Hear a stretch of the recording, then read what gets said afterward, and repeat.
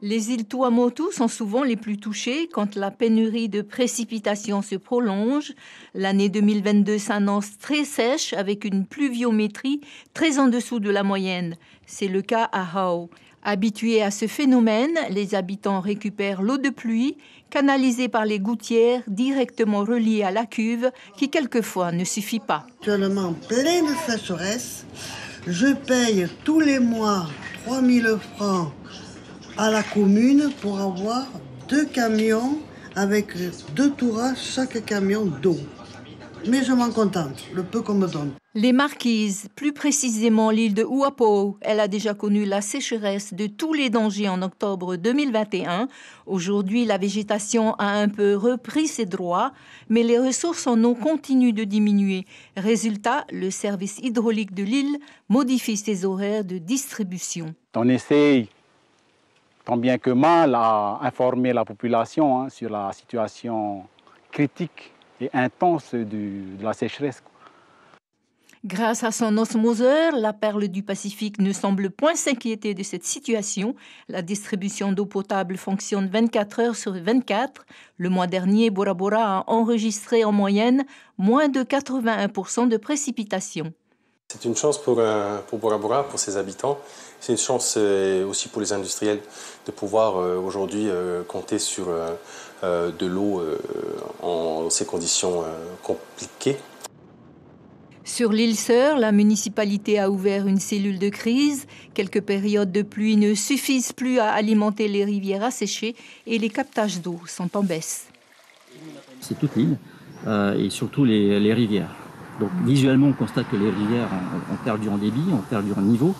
On a des captages qui n'ont plus d'eau, sur Hacha, sur Vaiana, sur Apiti. Et donc on communique à la population de faire attention.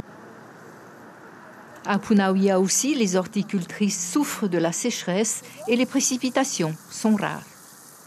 Ici, on a l'impression qu'il peut pleuvoir partout, sauf ici.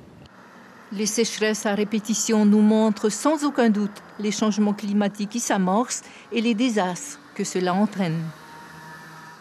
Bonsoir Sébastien Hugoni, vous êtes météorologue à Météo France. On parle sécheresse et puis ironie du sort, il a plu cet après-midi à Tahiti, mais en réalité cela ne change rien. Oui, quand on parle de sécheresse, on ne veut pas dire qu'il ne pleut pas du tout. Nous ne sommes pas dans un désert. Quand on parle de sécheresse au niveau de la météorologique, on parle de déficit important de précipitations. C'est-à-dire que les petites pluies qu'on a eues cet après-midi, voilà, ça va suffire à arroser la végétation superficielle, le gazon, les fleurs, mais ça ne va pas reconstituer une nappe phréatique ou rentrer dans le sol. Alors c'est Bora Bora qui détient le record, 33,3 litres par mètre carré, le cumul mensuel le plus faible jamais enregistré pour un mois de mars depuis 1976, ça c'est au mois de mars. C'est le réchauffement climatique véritablement qui est en cause ? Alors, donc à Bora Bora, nous avons bien eu 33 litres par mètre carré, donc c'est le record pour Bora Bora. Mais au mois de mars, nous avons eu à Temae seulement 11 litres par mètre carré sur ce lieu, ce qui n'a pas été vu depuis 2006. À Papeete, au mois de mars, on a eu 13 litres par mètre carré seulement au mois de mars, et c'est la première fois qu'on voit ça depuis 1982. On ne peut pas relier le régime des précipitations au changement climatique. D'ailleurs, c'est ce qui est ressorti dernièrement au niveau du rapport du GIEC, où on n'arrive pas encore à faire le lien entre les régimes de précipitations sur le Pacifique et le réchauffement climatique. Ce manque de précipitations est surtout en partie dû au phénomène La Niña qui sévit depuis 2 ans en Polynésie. Oui, ce n'est pas une alternance El Niño-La Niña, c'est... Non, comment ça s'articule ? On n'a pas une année Niña, l'année suivante, on a une année Niño.